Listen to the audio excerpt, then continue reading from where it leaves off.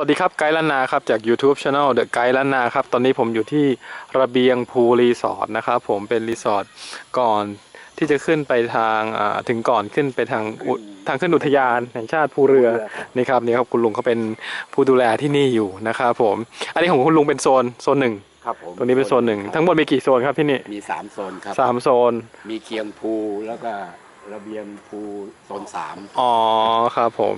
ก็นี่เป็นโซนที่คุณลุงดูแลนะครับมีทั้งหมดกี่หลังครับตรงนี้เดี๋ยวเราไปดูข้างในก็ได้ครับคุณลุง16 หลังใช่ไหมครับครับผม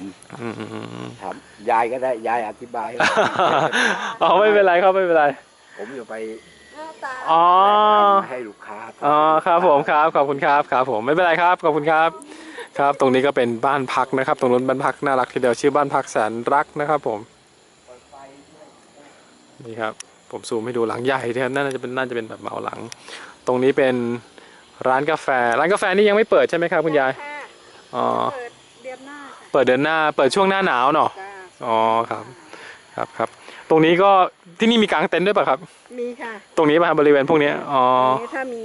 ทัวร์เข้าแล้วก็มีโต๊ะไงอ๋อนั่นก็เวทีที่เขาร้องเพลงอ๋อตรงนี้เวทีร้องเพลงด้วยครับผมก็มีกิจกรรมกลางแจ้งด้วยใช่ไหมครับกางเต็นท์ได้กางเต็นท์นี่คิดค่าใช้จ่ายยังไงครับกางเต็นท์ถ้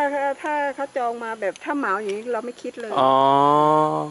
ถ้าเขาเหมาอย่างเงี้ยคือเหมาทั้งหมดเลยเหมาทั้งหมดเลยอาหารเราอย่างเงี้ย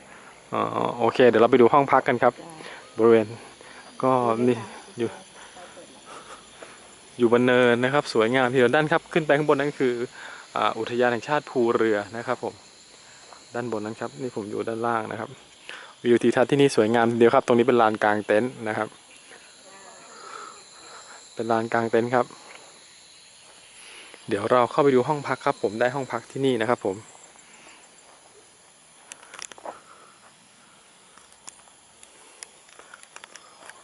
ห้องพักที่นี่คืนละ700นะครับเดี๋ยวเราเข้าไปดูห้องพักครับขอกุญแจนิดนึงครับผม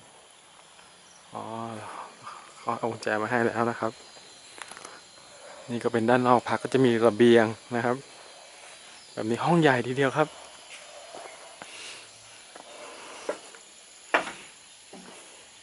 มีโต๊ะอยู่ด้านนอกนะครับเทอร์เรสแล้วก็มองเข้าไปวิวอย่างนี้ครับวิวของนู่นครับภูเรือนะครับเดี๋ยวเราเข้าไปห้องเป็นหลังๆอย่างนี้นะครับนี่ครับโอ้สวยงามทีเดียวมีแอร์ครับทีวีเป็นห้องที่ผมได้มานี่คือเป็นห้องแบบ3 เตียงนะครับผม3 คนนอน3 คนมีเตียงเดี่ยว1 เตียงนะครับแล้วก็มีเตียงคู่พาสเวิร์ด Wi-Fi ครับติดไว้ให้เรียบร้อยครับผมพาสเวิร์ด Wi-Fi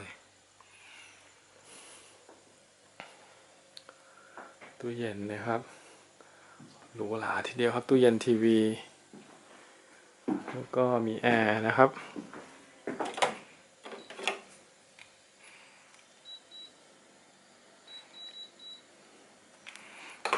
มีที่แขวนเสื้อนะครับแล้วเข้าดูห้องน้ำครับโอ้สะอาดทีเดียวครับห้องน้ำครับมีเครื่องทำน้ำอุ่นนะครับผมดูพื้นห้องน้ำสะอาดมากครับนี่ครับเป็นห้องพักที่ระเบียงพูลรีสอร์ทครับผมมีพาสเวิร์ด Wi-Fi ตรงนี้ด้วย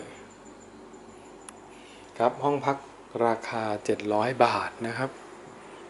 ถือว่าใช้ได้ทีเดียวครับ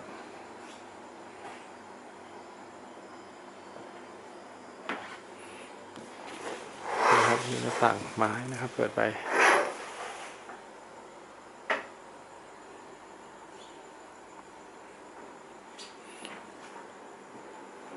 นี่ครับเป็นห้องพักของระเบียงพูลรีสอร์ทที่อำเภอภูเรือจังหวัดเลยครับผม